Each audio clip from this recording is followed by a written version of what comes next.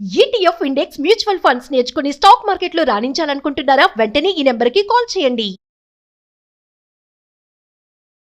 నమస్తే రమ్ గారు. నమస్తే జయ. రమ్ గారు, మనము సప్త చిరంజీవులు అని చెప్పుకుంటాం. అసలు ఎవరు వీరు? వీరి యొక్క విశిష్టత ఏంటి? వీరి మామూలుగా అంటే మనం మిగతా దేవతామూర్తులు కొలిచినట్టుగానే వీరిని కూడా కొలుస్తామా? అసలు వీరి విశిష్టత. చిరంజీవులు అంటే ఎప్పటికీ జీవించి ఉండేవాళ్ళు. అంతే. ఇది మనకి చరిత్రలో ఉన్నారు. 7 సప్త చిరంజీవులు అంటే 7 కాదు, మార్కండేయుడు కూడా ఉన్నాడు, వాళ్ళతో 8వ వాడు. సాధారణంగా ఈ సప్త చిరంజీవుల మాట ఎప్పుడు వస్తుంది మనకి? పుట్టినరోజు నాడు వీళ్ళని తలుచుకుంటే అపమృత్యు నివారణ కలుగుతుందని చెప్తారు. దేవుళ్ళల్లాగా కొలవం మనం. ఇందులో కొలవబడేవాడు ఉన్నాడు ఒక ఆయన, ఆంజనేయుడు. ఆంజనేయుని కొలుచుకుంటాం కదా మనం. ఆయన చిరంజీవి. ఇప్పటికీ హిమాలయాల్లో ఆంజనేయ స్వామి ఉన్నాడని కొన్ని ఫోటోలు అవి వస్తూ ఉంటాయి. అయితే మిగిలిన వాళ్ళు ఎవరికి ఇలాగా దైవికమైన ఇవి లేవు, కానీ వాళ్ళు చిరంజీవులుగా భయపడితే అలా వరాలు పొంది ఉన్నవాళ్ళు, శాపం పొందిన వాళ్ళు కూడా ఒకళ్ళు ఉన్నారు ఇందులో. వరమే అది శాపంగా పరిణమించింది. అశ్వత్థామ బలిర్వ్యాసో హనుమాన్స్య విభీషణ కృప పరశురామశ్చ సప్తైతే చిరజీవిన. అశ్వత్థామ, బలి, వ్యాసుడు, హనుమాను, విభీషణుడు. వ్యాసుడిని కూడా మనం కొలుస్తాం. వ్యాస పూర్ణిమ పండగ రోజున తలుచుకుంటాం. వ్యాస భగవానుడిని రోజు దండం పెట్టుకోవాల్సిన వాళ్ళలో వ్యాస భగవానుడు కూడా ఉన్నాడు. తర్వాత కృప పరశురామశ్చ. పరశురాముడు భగవంతుడి అవతారమైన ఆయనకేం మనం పరశురామ జయంతి ఏం చేసుకోం. ఉంది క్యాలెండర్లో ఒకరోజు పరశురామ జయంతి ఉంటుంది, కానీ మనం ఏం చెయ్యం. కృపుడు, కృపాచార్యుడు కూడా. వీళ్ళు 7 పొద్దుటిపూట తలుచుకోవాలి. ఇది ఎప్పుడు తలుచుకోమంటారు? పుట్టినరోజు నాడు. దీంతో పాటుగా ఈ 7 చిరంజీవులతో పాటు మార్కండేయం తథాష్టమం అంటారు. మార్కండేయుడు 8వ వాడు. వీళ్ళని గనక తలుచుకుంటే బర్త్డే రోజున, పుట్టినరోజు మన తిథో నక్షత్రము చూసుకుంటాం కదా, ఆ రోజున గనక పొద్దున్నే పాలు, బెల్లం, నల్ల నువ్వులు దేవుడికి నివేదన పెట్టి బెల్లము, నల్ల నువ్వులు, పాలు చెప్తారు. ఈ శ్లోకాన్ని గనక ఈ సప్త చిరంజీవుల్ని మార్కండేయుడితో పాటు 8 మందిని తలుచుకుంటే అపమృత్యు భయం లేకుండా ఉంటుంది అని. అయితే వీళ్ళల్లో ప్రతి వాళ్ళది వేరు గాథలు, ఎవరి కథ వాళ్ళదే. వీళ్ళలో అశ్వత్థామ ఒక్కడు మాత్రమే, పాపం అనకూడదు, దురదృష్టవంతుడు, చరిత్రహీనుడైపోయాడు. ఆయన పుటక అద్భుతమైన జన్మ అయినప్పటికీ ఆయన చరిత్రహీనుడుగా మిగిలిపోయాడు. బలి చక్రవర్తి. సంవత్సరానికి 2 సార్లు ఈ బలి చక్రవర్తిని బలిపాడ్యమి చేసుకుంటాం. తర్వాత ఏమో మన కను పండగ నాడు బలి చక్రవర్తి బయటకు వస్తాడని ఆయన కోసమే రథం ముగ్గేస్తాం మనం. బలి చక్రవర్తిని తలుచుకుంటాం. బలిది ఒక ప్రత్యేకమైన గాథ. భగవంతుడి చేత అణచబడి ఆయననే తన ఇంటికి కాపలా పెట్టుకున్నంత మహాభక్తుడు బలి. అదొక కథ. అశ్వత్థామది ఒకటి, బలి. తర్వాత వ్యాసుడు. వ్యాస మహర్షి కథ కూడా మనకు తెలిసిందే. ఆయన వల్లే మనకి ఒక గుత్తగా ఉండేటువంటి, ఒక పూర్తి స్వరూపంలో ఉండేటువంటి వేదాలని చతుర్భాగాలుగా చేశాడు. 4 భాగాలుగా విడదీసి వేదవ్యాసుడుగా పేరు పొందాడు ఆయన. వ్యాస పౌర్ణమి చేసుకుంటాం. అశ్వత్థామ బలి వ్యాసో హనుమాన్స్య విభీషణ. హనుమాన్, ఆంజనేయ స్వామి కథలు ఏముంది, నిత్యము ఆంజనేయ స్వామిని తలుచుకుంటాం మనం. ఆంజనేయుడు. తర్వాత హనుమాన్స్య విభీషణుడు. ఈ విభీషణుడు ఎవరు? రావణాసురుడి యొక్క తమ్ముడు. రాముల వారికి సహాయం చేసిన వాడు. ఆయన ఇప్పటికీ జీవించి ఉన్నాడని, ప్రతిరోజు శ్రీరంగం వస్తాడని చెప్తారు. శ్రీ రంగనాథుణ్ణి దర్శించుకుంటాడని, ఇప్పటికీ విభీషణుడు ప్రతిరోజు వస్తాడని, లంకలో ఉన్నారని ఒక కథ. ఆయన జీవించే ఉన్నాడు. తర్వాత కృప పరశురామశ్చ. కృపాచార్యుడు. ఈ కృపాచార్యుడు ఎవరు? మనం మొట్టమొదటి పేరు చెప్పుకున్న అశ్వత్థామకి స్వయాన మేనమామ. ఆయన కూడా చిరంజీవి. పరశురామశ్చ, ఆఖరివాడు పరశురాముడు. ఎవరు ఈయన? పెద్ద మనిషి. భగవంతుని యొక్క రకరకాల అవతారాలలో విష్ణువంశతోటి జన్మించిన వాడు పరశురాముడు. రామావతారంలో మనకి ఈయన కనిపిస్తాడు. మళ్ళీ కృష్ణావతార గాథల్లో కూడా భీష్ముడికి గురువుగా ఉన్నాడని, అదని మనం కర్ణుడికి గురువు అయ్యాడు పరశురాముడు. ఆయన తర్వాత యుగంలో కూడా కనపడతాడు. ఇప్పటికీ కూడా ఆయన జీవించే ఉన్నాడు. విష్ణువంశ సంభూతుడు పరశురాముడు. పరశురామశ్చ. వీళ్ళు 7 చిరంజీవులు. వీళ్ళతో పాటు మార్కండేయుడు 16 ఏళ్లకి మరణిస్తాడన్న మాటతోటి జన్మించి శివపూజతోటి శాశ్వతత్వాన్ని సంపాదించుకున్నవాడు మార్కండేయుడు. చిరంజీవిగా ఎప్పటికీ జీవించుంటాడు. మార్కండేయ ఆయుష్ అంటారు ఆయన. ఎప్పటికీ ఆయుష్ తీరదు. వీళ్ళని తలుచుకోవాలి. సో ఈ సప్త చిరంజీవులు అంటే 8 ఆయన మార్కండేయతో కలుపుకుంటే 8 మంది అవుతా ఉన్నారు కదా రమ్మగారు. ఎవరి గొప్పతనం వాళ్ళదేనండి. అంతే, ఎవరి గొప్పతనం వాళ్ళది, ఎవరి పుటక వాళ్ళది, ఎవరి జన్మ రహస్యం వాళ్ళది. వరాలతో పుట్టినవాడు, వరంతో పుట్టినవాడు అశ్వత్థామ. బలిచక్రవర్తి ప్రహ్లాదుని యొక్క మనవడు. బలిచక్రవర్తి. అక్కడి నుంచి విభీషణుడు చూడు, విభీషణుడిది ఇంకొక ప్రత్యేకమైన గాథ. ఆయన ఇద్దరు అన్నదమ్ములు ఇద్దరు రావణ కుంభకర్ణులు. వీళ్ళెవరు జయ విజయులుగా ఉండి సనక సనందనలతోటి శాపం పొందినటువంటి జయ విజయులు వైకుంఠంలో జయ విజయులు శాపం పొంది రావణ కుంభకర్ణులుగా జన్మించారు. ఆ రావణ కుంభకర్ణులుగా జన్మించిన వాళ్ళ తాలూకు సోదరుడుగా జన్మించాడు విభీషణుడు. వాళ్ళిద్దరూ శాపగ్రస్తులు. వాళ్ళిద్దరు వెళ్ళిపోయారు. వెళ్ళి మళ్ళీ పుట్టడానికి వెళ్ళారు. మళ్ళీ పుట్టారు కదా, ముందు హిరణ్యకశిపులుగా పుట్టారు మొదట. అక్కడి నుంచి రావణ కుంభకర్ణులుగా పుట్టారు. ఈ రామావతారం పరిసమాప్తి అయ్యేసరికి వీడిపోయి మళ్ళీ కృష్ణావతారంలో శిశుపాల దంతవక్తులుగా మళ్ళీ జన్మించారు. కానీ విభీషణుడు జీవించే ఉన్నాడు ఇప్పటికే. వాళ్ళతో పాటు పుట్టినవాడు. మళ్ళీ వీళ్ళతో పాటు పుట్టింది ఎవరు? శూర్పణఖ. రావణుడు, కుంభకర్ణుడు, విభీషణుడు తర్వాత శూర్పణఖ జన్మించింది. రాక్షసులతోటి జన్మించిన వాడొకడు, ఆయన చూడండి, భగవంతుని అనుచరుడుగా ఉండి, రామావతారంలో రాముల వారికి అనుచరుడుగా ఉండి, ఆయన పట్టాభిషేకం చూసి ఆయన తాము పూజించేటువంటి రంగనాథ స్వామి విగ్రహాన్ని విభీషణుడికి ఇచ్చారట. రాముల వారు ఆ విగ్రహాన్ని తీసుకుని వెళ్తూ ఆయనే శ్రీరంగంలో వదిలిపెట్టేశాడని చెప్తారు. అక్కడ ఉన్న స్వామి రాముల వారు వాళ్ళు పూజించిన స్వామిగా చెప్పబడుతుంది. అదొక గాథ, ప్రత్యేకమైన కథ. అతను ఇప్పటికీ జీవించే ఉన్నాడు. విభీషణుడి కథ చూడు, డిఫరెంట్ గా కనపడుతుంది. విభీషణుడి కథ అంతా చెప్పుకుంటే అది ఇంకొక వేరే చరిత్ర అవుతుంది. అవునా? ఇప్పుడు పరశురాముడి కథ చూడు. ఆయన భగవంతుని అవతారంగా జన్మించాడు. పూర్ణాంశ కాదు, కానీ అది ఆయన జన్మించింది ఎప్పుడు? రామావతారానికి కొంత ముందు, బాగా ముందు కాదు, అదే యుగంలో, త్రేతాయుగంలోనే జన్మించి ఒక ఋషి సంతానంగా పుట్టాడు. ఆయన ఋషి సంతానంగా పుట్టి ఏం చేశాడు? పుట్టడమేమో బ్రాహ్మణ వంశంలో పుట్టి క్షత్రియులు చేసేటువంటి క్షాత్ర విద్యని అవలంబించాడు. బ్రాహ్మణులు ఏం చేయాలి?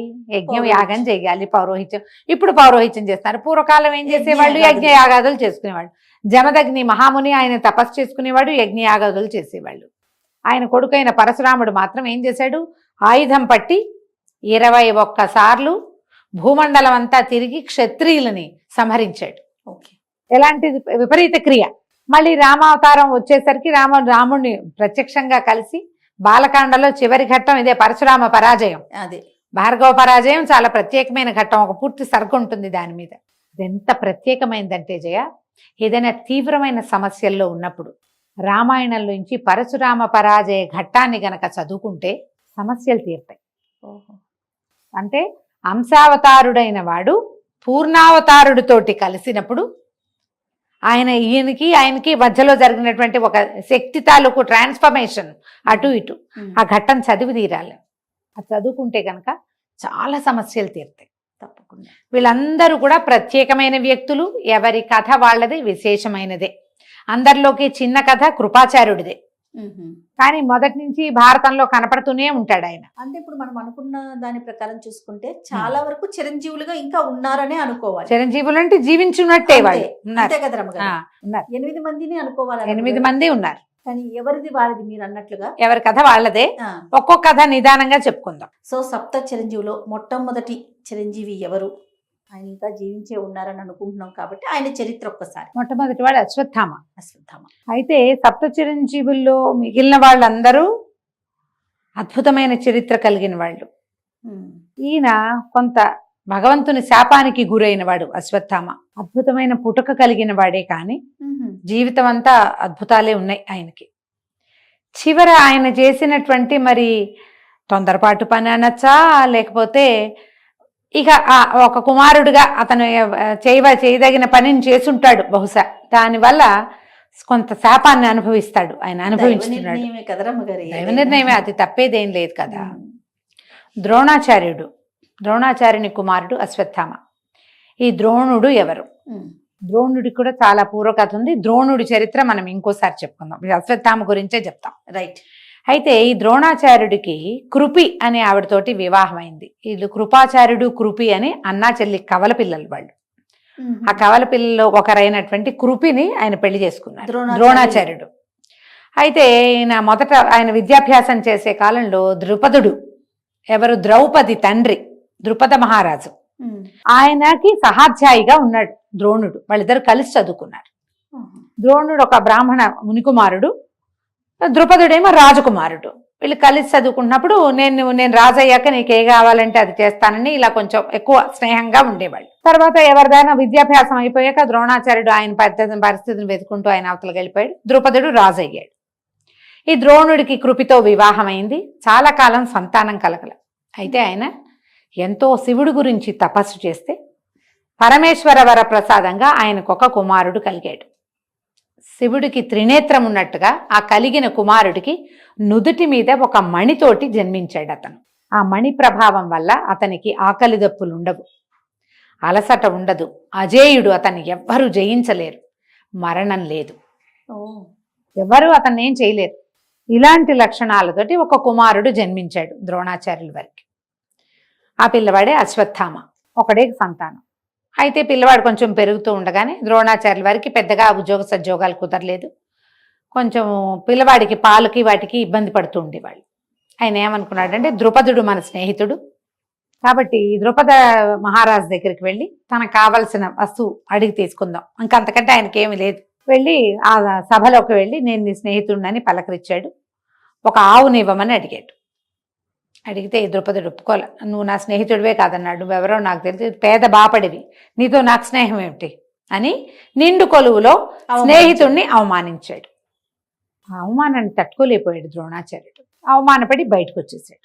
బయటికి వచ్చేసి ఈయన ఏం చేశాడు, తన భావమరిదైన కృపాచార్యుడు ఇక్కడ పాండవుల దగ్గర అంటే కురు రాజ్యంలో హస్తినాపురంలో వాళ్ళకి గురువుగా ఉన్నాడు. కృపాచార్యుడు కురురాజులకి గురువు. అతని దగ్గరికి వెళ్తే తనకి ఇంకేదైనా అవకాశం లభిస్తుందని ఆయన దగ్గరికని బయలుదేరాడు. హస్తినాపురం వచ్చాడు. ఇంకా ఈయనకి ద్రోణుడికి విలువిద్యలో ఉన్న ప్రవేశము వాటి వల్ల కృపాచార్యుడు ఇంకా పెద్దవాళ్ళకి చెప్పి ఆయనకు ఉద్యోగం అది ఏం వేయించల, ఇంకా జరగల. కానీ వచ్చిన కొత్తల్లోనే ఏమైంది, రాజకుమారులు ఒక చోట ఆడుకుంటున్నప్పుడు ఆ ప్రాంతానికి ద్రోణాచార్యుల వారు వెళ్ళారు. ఈ రాజకుమారులు బాలు ఆడుకుంటున్నారు. ఆ బంతి నీళ్లలో పడిపోయింది, బావిలో పడింది. పిల్లలంతా బావి చుట్టూతో చేరారు. ఆ బావిలో నుంచి బంతి ఎట్టా తీయాలో తెలియటల్లా. ఆ ప్రాంతంలో నుంచి వెళ్తున్నటువంటి ద్రోణాచార్యుడు ఏం చేశాడట, ఒక గడ్డిపోచని అస్త్రమంత్రంతో మంత్రించి వరుసగా ఒకదాని వెనకాల ఒకటి గడ్డిపోచల్ని బాణాల్లాగా వేసి బంతిని బయటికి తీశాడు. మీరంతా రాజకుమారులు కదా, మీరు విలువిద్య నేర్చుకోవట్లేదు ఎందుకు, విలువిద్య వస్తే ఇది తీయటం సులువు కదా అన్నాడు.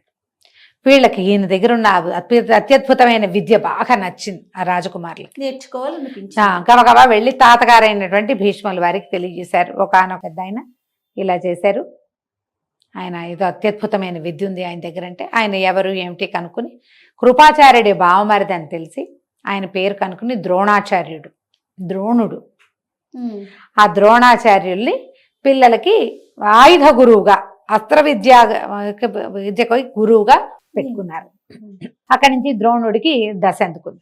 ఎంతమంది ఉన్నారు కురు పాండవులు, ఎంతమంది, 5 పాండవులు, కౌరవులు 100 మంది. 105 మంది పిల్లలకి విద్య నేర్పించాలంటే ఎంత పని, ఎన్ని రకాల జీతభత్యాలు, ఎంత గౌరవం, ఇవన్నీ లభించినాయి. వాళ్ళతో పాటు తన కుమారుడైన అశ్వత్థామని కూడా వాళ్ళలో చేర్చాడు ఆయన. ఈ పిల్లవాడు ప్రత్యేకంగా ఉంటాడు, గురువుగారు అబ్బాయి, ముఖం మీద మణుంది. అతను అందరితోటి స్నేహంగా ఉండేవాడు, ఒకళ్ళతో ఎక్కువ కాదు, ఒకళ్ళతో తక్కువ కాదు. అయితే ఈ పిల్లల్లో ప్రత్యేకమైన వాడు అర్జునుడు. అతనికి ఏంటి, అన్నం తినేటప్పుడు చీకట్లో అన్నం తినేయగలుగుతున్నాం అంటే చీకట్లో బాణాలు వేయచ్చు అనమాట. ఇలాంటి ఆలోచనలు ఉండేవి. ఈ ఆలోచనలతో గురువు దగ్గరికి ఎక్కువగా వెళ్ళేవాడు. ఆయనకి పరమ ప్రీతి, నేర్చుకునే వాళ్ళలో ఎక్కువ ఆసక్తిగా ఉండే పిల్లల పట్ల, విద్యార్థి పట్ల గురువుకు ఉంటుంది. ఆయన అర్జునుడిని బాగా తయారు చేశాడు. అర్జునుడితో పాటు ధీటుగా తన కుమారుడిని కూడా తయారు చేస్తూ, అర్జునుడు సంయమి అంటే నిదానిస్తాడు, తొందరపాటు వాడు కాదు, విసురున బాణం వేయుడు, యుద్ధకాంక్ష కలిగిన వాడు కాదు, పోరాట పటిమ ఉన్నవాడు. పటిమ ఉంది కానీ తనంతట తను పోరులోకి దిగే మనస్తత్వం ఉన్నవాడు కాదు, సంయమనం కలిగినవాడు. తల్లి అన్నయ్య అదుపులో ఉంటాడు, అన్నదమ్ముల అదుపుంది, తల్లి అదుపుంది. పైగా అప్పటికి క్రమంగా అతని వయసు వచ్చే కొందికి భగవంతుడి అవతారమైన శ్రీకృష్ణుడితోటి స్నేహము, మిత్రత్వము, బాంధవ్యము ఉన్నాయి. వాళ్ళకి స్వయాన మేనత్త కుమారుడు, ఆయన మేనమామ కొడుకు. దానివల్ల భగవంతుని యొక్క అదుపులో ఉన్నవాడు, కొంచెం నిదానిస్తాడు. కానీ అశ్వత్థామ అదుపున్నవాడు కాదు, శీఘ్ర తీవ్ర కోపి, చటుక్కుని వస్తుంది కోపం అతనికి. అందుకని కొన్ని విద్యలు అతనికి చెప్పినవి ఒకటి అరా తన కుమారుడికి ద్రోణుల వారు చెప్పలేదు, శిష్యుడికే ఎక్కువ ఇంపార్టెన్స్ ఇచ్చారు. ఇలా కాలం గడిచింది. తర్వాత కౌరవులకి పాండవులకి పడటం మానేసింది. వాళ్ళు వీళ్ళు బాధించుకున్నారు, చిన్న పొన్న గొడవలైనాయి. తర్వాత ఏమో మాయాద్యూత క్రీడ ఆడారు, పాండవులు వనవాసానికి వెళ్ళారు, మళ్ళీ తిరిగి వచ్చారు. ఈ మధ్యలో ఏమైంది, పాండవులు కౌరవుల విద్య అయిపోయాక ఈ ద్రోణాచార్యుల వారు అతన్ని అడిగారు, వీళ్ళని శిష్యుల్ని, మీకు చదువు అయిపోయింది అని చెప్తే వాళ్ళంతా ఏమన్నారు, గురుదక్షిణ ఇస్తామన్నారు. గురుదక్షిణగా ఆయన ఏం అడిగాడు, ద్రుపదుడిని జయించండి నా కోసం. అతని నుంచి అవమానపడ్డాను కాబట్టి ద్రుపదుడిని జయించమంటే ఈ మొత్తం 105 మంది వెళ్ళారు. కౌరవుల్ని అతను తిరగొట్టేసేట ద్రౌపదుడు. కానీ పాండవులు 5 ద్రుపదుడిని పట్టేశారు. వాళ్ళు గట్టివాళ్ళు కదా, ఎంత వీళ్ళు కొట్టుకున్నా మళ్ళీ గురువు గారు చెప్పగానే అందరూ కలిసి వెళ్ళారు. వాళ్ళు అన్ని చాలా చోట్ల కలిసే ఉన్నారు. వాళ్ళు కౌరవ పాండవులు చాలా విషయాల్లో కలిసే ఉన్నారు. రాజసూయం చేసినప్పుడు వీళ్ళందరూ వాళ్ళ ఇంట్లో పనిచేశారు, వెళ్ళి కలిసే ఉన్నారు. లోపల ఉండేది మంట, అయిష్టం. కానీ పాండవులు మాత్రం అయిష్టాన్ని ప్రదర్శించే వాళ్ళు కాదు, సంయములు వాళ్ళు. వాళ్ళ అమ్మ కంట్రోల్ ఉండేది, వాళ్ళ మీద అట్లా అనకూడదు, మాట్లాడకూడదు, లొంగి ఉండాలని చెప్పేది ఆవిడ. ఊరుకునేవాళ్ళు. వాళ్ళకి కంట్రోల్కి వచ్చే తక్కువ. వాళ్ళలో వాళ్ళని పైగా 100 మంది మాట్లాడుకునేటప్పుడు రకరకాలు బయటపడిపోయేవి. ద్రుపదుడిని జయించి ఈయన ద్రోణుడికి అప్పచెప్పారు పాండవులు. అప్పచెప్తే ఆయన అర్ధరాజ్యం అశ్వత్థామది అందులో. మరి ఆయన కుమారుడు రాజు అయ్యాడు. సగం రాజ్యానికి తను రాజుగా అయ్యాడు, మిగిలిన రాజ్యాన్ని వదిలిపెట్టేశాడు. నేను ద్రుపదుడి రాజ్యం ద్రుపదుడికి ఇచ్చేశాడు. ఈ ద్రుపదుడు ఏం చేశాడు, ఆయన ఆ మంటను సహించలేక ద్రోణుణ్ణి చంపే కుమారుడు తనని గెలిచిన అర్జునుడిని వివాహం చేసుకునేటువంటి కన్య కుమార్తె కావాలని యజ్ఞం చేశాడు ఆయన. అర్జునుడు నచ్చాడు, అర్జునుడే తనని జయించింది. కానీ అర్జునుడి మీద కోపం లేదు, అర్జునుడు తనకు కావాలి. ఎవరి వల్ల అర్జునుడు తనని జయించాడో అతనిని చంపడానికి ఒక కుమారుడు కావాలి. వ్యక్తుల్లో అలా ఉంటాయి మనస్తత్వాలు. మహాభారతంలో ఎన్ని రకాల మనస్తత్వాలు కనపడతాయో. ఆయన బ్రహ్మాండంగా యజ్ఞం చేసి యజ్ఞంలోంచి ఒక యుద్ధవీరుడైన కుమారుణ్ణి, కన్యగా జన్మించినటువంటి ఒక కుమార్తెని పొందాడు. కుమారుడు దృష్టద్యుమ్నుడు, కుమార్తె యాజ్ఞసేని ద్రౌపది. ఆవిడ కన్యగా జన్మించింది, బాలికగా పుట్టల, వివాహయోగ్య కన్యగా జన్మించింది. యజ్ఞకుండంలో నుంచి పుట్టింది ఆవిడ. యాజ్ఞసేని ఆమె పేరే అది.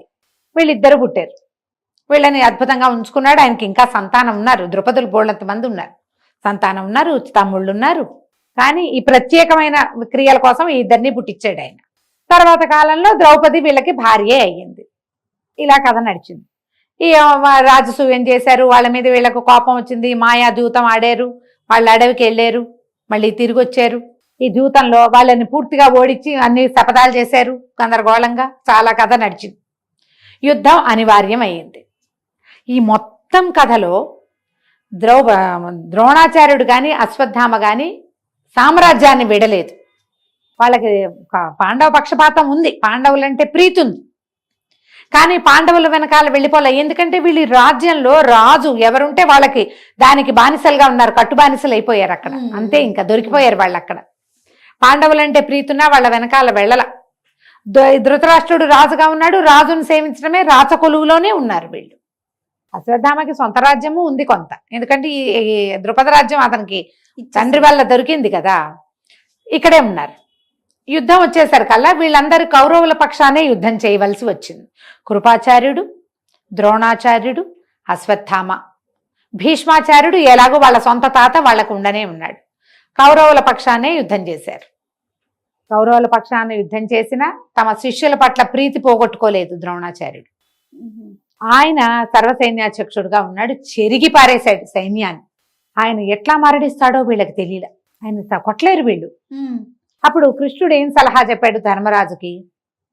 సులువు, నువ్వు ఒక్క అబద్ధం చెప్తే చాలు. అబద్ధం కూడా చెప్పద్దు, నిజమే చెప్పు. నిజానికి అశ్వత్థామ చిరంజీవి, అతనికి పుట్టుకతోటే ఆ వరం ఉంది, మరణం లేని వరంతోటే పుట్టాడు.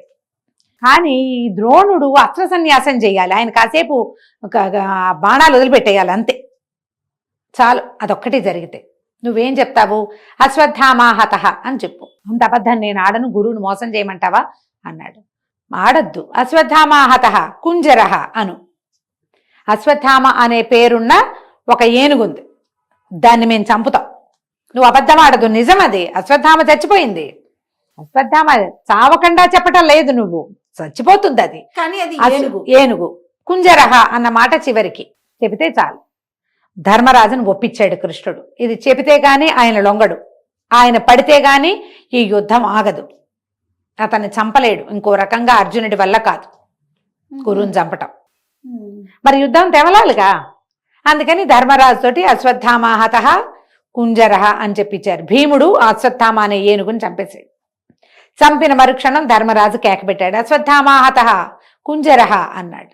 ఈ అశ్వత్థామాహత అన్న మాట వినపడేసరికి ఈ నిశ్చేష్టుడైపోయాడు ద్రోణాచార్యుడు, విసిపోయాడు. ఒక్క క్షణం కొడుకు చచ్చిపోయాడన్న వార్త వింటే తండ్రి ఎట్లా రియాక్ట్ అవుతాడు పాపం. ఆయన అట్లా రియాక్ట్ అయ్యి నిశ్చేష్టుడైపోయి చేతిలోంచి కత్తో ఏదో ఉంది ఆయన దగ్గర, ధనుసే వదిలేశాడు. అట్లా అయిపోయాడు, బిగుసుకుపోయాడు. ఎప్పుడైతే ఈయన బిగుసుకుపోయాడో, ఈయన మరణం కోసమే యజ్ఞంలోంచి పుట్టినటువంటి దృష్టద్యుమ్నుడు చక్మంది రథం దిగి వచ్చేసి కత్తితోటి ఆయన మెడ ఉత్తరిచ్చేసాడు. ద్రోణాచార్యుడు చనిపోయాడు కేకలు పెట్టారు. ఆయన ఇంకొక గొంతైతే నమ్మేవాడు కాదు, సాక్షాత్తు ధర్మరాజు. అసలు అతను అబద్ధమే ఆడ్డం. ఆయనకు ఒక 5 నిమిషాలు సమయం ఉంటే తెప్పరిల్లి నా కొడుక్కి చావెందుకు వస్తుంది అని ఆలోచించేవాడు. కానీ అలా జరగల. ఎప్పుడైతే ఈ దృష్టద్యుమ్నుడు అస్త్ర సన్యాసం చేసిన వాడి మెడ నరికాడని, యుద్ధనీతి కాదు, అట్లా చేయకూడదు, చెయ్యవలసి వచ్చింది. భగవంతుడి పక్క నుండి చేయించాడు, అంతే. లోక కళ్యాణార్థం అంతే. ఏదైనా కానీ జరగాల్సిందే, ఆ సమయానికి జరిగిపోయింది. ఇక అశ్వత్థామ తీవ్రమైన కోపంలోకి వచ్చేసాడు. పాండవుల మీద మంట, దృష్టద్యుమ్నుడి మీద కోపం. ఏం చెయ్యాలో తెలీదు. చెరిగాడు, బాగా యుద్ధం చేశాడు, కానీ ఏమీ అవలేదు. ఈ లోపల కర్ణుడు వచ్చాడు. కర్ణుడిని కూడా సర్వసైన్యాధ్యక్షుడిని చేశాడు. ఆ కర్ణుడు మరణించాడు. అందరూ పోయారు. దుశ్శాసనుడిని చంపేశాడు భీముడు. అందరూ అయిపోయారు. ఇక మిగిలింది ఎవరు? ఈయన సుయోధనుడు పారిపోయాడు. పారిపోయి ఒక మడుగులో దాక్కున్నాడు. మడుగులో ఉండిపోతే వీళ్ళు వెతుక్కుంటూ దుర్యోధనుడు ఎక్కడున్నాడని ఈ పక్షాన మిగిలిన వాళ్ళు 3 యోధులు, అశ్వత్థామ, కృపాచార్యుడు, కృతవర్మ. వీళ్ళు 3. ఈ కృతవర్మ ఎవరో తెలుసా? వీళ్ళవాడు కాదు, యదువంశానికి చెందినవాడు. శ్రీకృష్ణుడి వంశానికి చెందినవాడు. అక్కడ వృష్ణి, కాంభోజ, యదువంశాలు వాళ్ళంతా ఒక సమూహం కదా, ఆ సమూహాల్లో వాడు కృతవర్మ. ఈ కృతవర్మనే మనం యదువంశ నాశనం కథలు చెప్పుకున్నాం చూడు, యాదవంశం, శ్రీకృష్ణుడు నిర్యాణ గాథ, అందులో మొట్టమొదట హత్యకి గురైన వాడు కృతవర్మే. సాత్యకి కృతవర్మను సంహరించాడు మొదట. ఈయన బతికే ఉన్నాడు. కృతవర్మ అప్పుడు చాలా పెద్దవాడు అతను. వీళ్ళు 3 ఉన్నారు. వీళ్ళు 3 ఏం చేశారు? వెతుక్కుంటూ దుర్యోధనుడిని చూసి ఎక్కడున్నాడని పల్లెవాళ్ళు ఎవరో చెప్పారు, ఆయన చెరువులో ఉన్నాడు. అక్కడికి వెళ్ళారు. వెళ్తే సరే దుఃఖపడ్డారు, ఎంతో దుఃఖం కష్టం వెళ్ళబోసుకున్నారు. మీ నాన్నని ఇలా చంపేశారు చూసావా, అదే ఇదే అన్నాడు. అంటే అశ్వత్థామకి మళ్ళీ గుర్తొచ్చింది తన తండ్రి ఎట్లా మరణించాడు. పాండవుల్లో పెద్దవాడైన వాడి అబద్ధం వల్ల అన్యాయంగా నా తండ్రిని దుష్టద్యుమ్నుడు తలనరుకుతుంటే అర్జునుడు ఆపలేదే. గురువు కదా, నాకంటే ఎక్కువ విద్య చెప్పాడు కదా అర్జునుడికి. అర్జునుడి మీద మంట, నాకంటే ఎక్కువ విద్య మా నాన్న అర్జునుడికి చెప్పాడన్న కోపం ఉంది. పాండవుల వల్లే తన తండ్రి మరణించాడు. వాళ్ళకి ఎక్కువ శ్రద్ధగా చెప్పినా కూడా చివరికి నా తండ్రి మరణానికి ఉద్రేకం అణుచుకోలేకుండా ఉన్నాడు. పైగా తమకి ఇంత జీవితాన్ని ఇచ్చినటువంటి కురురాజు ఇట్లా దిక్కుమాలిపోయి అడవిలో ఈ నీళ్లలో దాక్కున్నాడు. నన్ను సర్వసైన్యాధ్యక్షుడిని చెయ్యి, అపాండవం చేస్తాను, నేను పాండవుల్ని సంహరిస్తానంటే ఇతను ఏం చేశాడు? సుయోధనుడు, సరే నేను సర్వసైన్యాధ్యక్షుడిని చేస్తాను పొమ్మన్నాడు. 3 బయలుదేరారు వెనక్కి. రాత్రిపూట ఈయన దుర్యోధనుని చూసిందే రాత్రి. వెళ్తూ ఉంటే ఈ కృతవర్మ, కృపాచార్యుడు రాత్రిపూట వద్దు, ఈ పని చేయకూడదు అంటే, కాదు నేను పగ తీర్చుకోవాల్సిందే, మీరు బయట నుంచోండి అని చెప్పి వాళ్ళని బయట నుంచోబెట్టి పాండవులనేమో కృష్ణుడు ఎక్కడికో దూరంగా తీసుకెళ్ళాడు. గంగా తీరం వైపుకు వెళ్ళిపోయారు వాళ్ళు. పాండవులు 5 లేరు, కృష్ణుడు లేడు. ఈ గుడారాలన్నీ వేసి ఉన్న గుడారాల్లో మొత్తం మిగిలిన పాండవుల జనమంతా నిద్రపోతున్నారు. ఇందులో పంచపాండవుల యొక్క కుమారులైన ఉప పాండవులు, ద్రౌపది యొక్క కుమారులు, కొంచెం చిన్న వయసు వాళ్ళే కానీ యుద్ధంలో ఉన్నారు వాళ్ళంతా. దుష్టద్యుమ్నుడు, వీళ్ళంతా నిద్రపోతున్నారు. వీడు ఈ అశ్వత్థామ లోపలికి గుడారాల్లోకి ప్రవేశించి మొత్తం ఉప పాండవులు 5 సంహరించేశాడు, నిద్రపోతున్న వాళ్ళని. దుష్టద్యుమ్నుడిని నిద్ర లేపి చంపేశాడు. ఇక మొత్తం ఊచకోత కోసాడు. గుడారాల్లో ఉన్న వాళ్ళు, పడుకున్న వాళ్ళందరినీ చంపేశారు. బయటకు వచ్చి ఏనుగుల్ని, గుర్రాలని ఏవి దొరికితే వాటిని చంపేశాడు. తెల్లవార్లు ఆ దమనకాండ కొనసాగింది. నిద్రపోతుంటే ఇప్పుడు పీక నరికేస్తే వాడు అరిచి కేకలు పెట్టి గోల్ చేసేది ఏం లేదు. అంతేగా. పక్కన గుడారం వాడికి అర్థమయ్యేది కూడా లేదు. మంచి నిద్రలో ఉన్నప్పుడు కేకలు వినపడ్డాయనుకో ఏదో ఉలిక్కి పడిలేస్తారు. కేకేది? నిద్రలో ఉన్న వాళ్ళని నిద్రలో నరికేయటమే. మెడ నరికేక ఇంకా వాడు అరిస్తే ఎవరికి వినపడుతుంది? కృతవర్మ, కృపాచార్యుడు కూడా యథాశక్తి దమనకాండ చేశారు. అసలు పని చేసిన వాడు అశ్వత్థామ. సంహరించేసి పాండవులందరూ ఉప పాండవుల్ని చంపేశానని దుర్యోధనుడికి తెలియజేసి నువ్వు సంతోషంగా ఉండు చేసేసి, తర్వాత తను చేసిన ఆ క్రియని తలుచుకుని భయం వేసింది. వచ్చేస్తే పాండవులు ఏం చేస్తారు? తన్ని కృష్ణుడు బతకనిస్తాడా? వెళ్ళిపోయాడు. ఇక యుద్ధాన్ని వదిలేశాడు. ఇక ఈ కురుక్షేత్రం లేదేం లేదు, నడుచుకుంటూ వెళ్ళిపోయాడు. తెల్లవారింది, పాండవులు వచ్చారు. చూస్తే ఏముంది? ఏమీ లేదు. పిల్లలు చచ్చిపోయి ఉన్నారు, ఉప పాండవులు చనిపోయి ఉన్నారు, దుష్టద్యుమ్నుడు చనిపోయాడు. మొత్తం పీనిగల కుప్ప అదంతా. గుడారాలన్నిట్లలోనూ శవాలే, గుర్రాలు, ఏనుగులు అన్నీ శవాలే. రాత్రి అక్కడ రక్తపిశాచి నాట్యం చేసినట్టుంది. ఈ పని చేసిన వాడెవడు? అశ్వత్థామ. తెలిసిపోయింది. ఇక అశ్వత్థామని వెతుక్కుంటూ బయలుదేరారు రథాల మీద. అశ్వత్థామ ఎటు వెళ్ళాడంటే వెళ్ళాడు వ్యాస మహర్షి ఆశ్రమం వైపు. వెళ్ళి పట్టుకున్నారు. అతనేం చేశాడు? అక్కడికి వెళ్ళాక కూడా ఊరుకోలే. మళ్ళీ అర్జునుడితోటి యుద్ధం. బ్రహ్మశిరోనామకాస్త్రం అని ఒక అస్త్రం. ఆ అస్త్రాన్ని అతను ఏం చేశాడంటే పాండవుల ఇళ్లలో ఇంకా ఉన్నటువంటి గర్భస్థ శిశువుల మీద కూడా వేశాడు ఆ బాణం. బ్రహ్మాస్త్రం వేస్తే అర్జునుడికి తన ఆ బ్రహ్మశిరోనామకాస్త్రాన్ని, బ్రహ్మశిరాన్ని వెనక్కి తీసుకోవటం వచ్చు. ఈయన చెప్పాడు ద్రోణుడు, ఆ ప్రయోగము ఉపసంహారము 2 విద్యలు. ఏదైనా వేయటం ఒకటే కాదు, దాన్ని వెనక్కి తీసుకోవటం 2వ విద్య. అది రావాలి. అశ్వత్థామకి ఉపసంహారం రాదు. ఉపసంహారం రాని దాన్ని అసలు ప్రయోగించకూడదు. వెనక్కి తీసుకోవడం రాని దాన్ని వేయటం ఎందుకు? వేసేది మహాస్త్రాలు ప్రపంచం మీద పడిపోతాయి అవి. ఈ పాండవుల అపాండవ మగుగాక అని వేశాడు. పాండవులు లేకుండా వాళ్ళ వంశాల మీదకి వేసేసాడు. వీళ్ళని ఏం చేయలేడు. గర్భస్థ శిశువులు, పిండ దశలో ఉన్నటువంటి చాలా మంది ఆడవాళ్ళు ఉన్నారు. వీళ్ళకి అన్ని పోయినాయి. చివరికి కనడానికి సిద్ధంగా ఉన్న ఉత్తరా గర్భంలోకి కూడా వెళ్ళిపోయింది. అది అమ్మాయి నిండు నెలలతోటి ఉంది, అభిమన్యుడి భార్య. దేవతలు కూడా దిగొచ్చారు. వ్యాస మహర్షి వచ్చి ఆపాడు వీళ్ళని. ఆ అస్త్రం నేను వెనక్కి తీసుకోలేను అనేసాడు అశ్వత్థామ. అర్జునుడు తీసుకోగలడు, ఇతను తీసుకోలేడు. ఆ అస్త్రం రాదు అతనికి. అప్పుడు కృష్ణుడు ఉపసంహారం అర్జునుడితోటే చేయించాడంటారు. అని పట్టుకుని పెడరెక్కలు విరిచిగట్టి తీసుకొచ్చారు. ద్రౌపది దగ్గర పడేశారు. నీ కొడుకుల్ని చంపిన శిశుహంత వీడు, పిల్లల్ని చంపేశాడు. అది కూడా నిద్రపోతున్న. అసలు నిద్రపోయే వాళ్లే శవంతో సమానం. జీవించి ఉన్నట్టు కాదు, నిద్రించేవాడు జీవించి ఉన్నట్టు కాదు. అలాంటి వాళ్ళని రాత్రి తమ సొంత స్థలాలను నిద్రించేవాళ్ళు, శిశువులు, బాలురు. అతనేమో 100 సంవత్సరాల పైన వయసున్నవాడు. వీళ్ళు 14-13 ఏళ్ల పిల్లలు. శిశువంతా నీ 5 కుమారులే. గర్భశోకం చిన్నదా? 5 కుమారులు. ఆవిడ విపరీతంగా ఏడ్చింది. నా పిల్లలో అని ఏడ్చింది. ఎంత దుఃఖంలో ఉందో. కానీ ఈ పెడరెక్కలు విడిచికట్టి తీసుకొచ్చిన అశ్వత్థామని చూసేసరికి ఆవిడ మెల్లిగా సర్దుకుంది. లోపల సర్దుకుని, వద్దు, సంహరించద్దు, వదిలిపెట్టేయండి, వదిలేసేమని. ఎందుకంటే ద్రోణాచార్యుడు గతించాడు. గురుపత్ని కుమారుడిని చూసి జీవిస్తుంది. కుమారుని కూడా మనం సంహరించేస్తే ఆమె ఎవరిని చూసి బతుకుతుంది? నాకు సంతానం పోయింది, సంతానం లేరు, భర్తలు ఉన్నారు, జీవితం ఉంది నాకు. ఆమెకేముంది జీవితం? భర్త పోయి కుమారుడు పోతే ఆవిడ ఎట్లా బతుకుతుంది? నేను అనుభవిస్తున్న ఈ దుఃఖం గురుపత్నికి పనికిరాదు.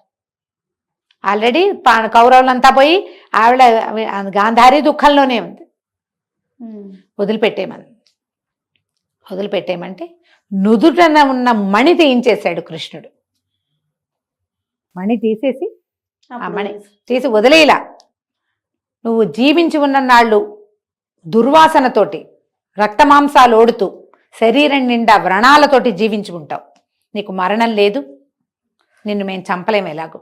కానీ 3000 సంవత్సరాలు నువ్వు ఇలాగే ఒంటి నిండా పుళ్ళు, సరైన వస్త్రం లేకుండా, కేశ సంస్కారం లేకుండా, ఒంటి నిండా వ్రణాలతోటి దుర్వాసన వెలువరుస్తూ నిన్ను చూస్తేనే పాపం, నీలాంటి వాడు కంటపడితే పాపం అని ఇలా శపించి అతన్ని వదిలిపెట్టించాడు. చిరంజీవిగా ఉన్నా కూడా శాపగ్రస్తుడైపోయాడు ఆయన. ఆ మణిని తీసుకున్నారు. ఆ మణిని ధర్మరాజుకు చేయించిన కిరీటంలో పొదిగించారంటారు. ఆయన కిరీటం పెట్టుకున్నాడు కదా, అందులో ఉండిపోయింది అది. అట్లా శాపగ్రస్తుడైన అశ్వత్థామ చిరంజీవిత్వాన్ని లభించినప్పటికీ, ఎందుకంటే శిక్షించలేదు కదా ఆవిడ శిక్షించలా వదిలిపెట్టేసింది. అదే కదా. ఆ తర్వాత ఉత్తరాగర్భంలో పరీక్షిత్తు కూడా స్టిల్ బర్త్ బేబీగానే పుట్టిన, అంటే మృత శిశువుగానే జన్మించాడు. జన్మిస్తే కృష్ణుడు చక్రాయుధం అడ్డు వేసి ఆ బ్రహ్మశిరో నామకాస్త్రం ఆ శిశువుకి తగలకుండా ఆపాడని అలాంటి కొన్ని కథలు చెప్తారు. ఈయన వెళ్ళి పిల్లవాడిని బతికించాడు. ఇదొక్కతే, ఇంకెవ్వరూ లేరు మాకు. ఆవిడ ఏడ్చింది, ద్రౌపది ఏడ్చింది, సుభద్ర ఏడ్చింది. ఒక శిశువు నీ మేనల్లుడి కుమారుడు ఇంత యుద్ధం చేశాక వీళ్ళ తర్వాత ఈ రాజ్యాన్ని పరిపాలించేవాడేడి అని పరమ దుఃఖంతో ఆడవాళ్ళిద్దరూ చెల్లెళ్ళిద్దరూ శోకిస్తే ఆయన ఆ ఉత్తరాగర్భస్థ శిశువుని మాత్రము కాపాడాడు. ఆయన తన బలాన్ని అడ్డం పెట్టి ఆపాడనమాట. భగవంతుని యొక్క చర్య. దానివల్ల పరీక్షిత్ మహారాజు జీవించాడు.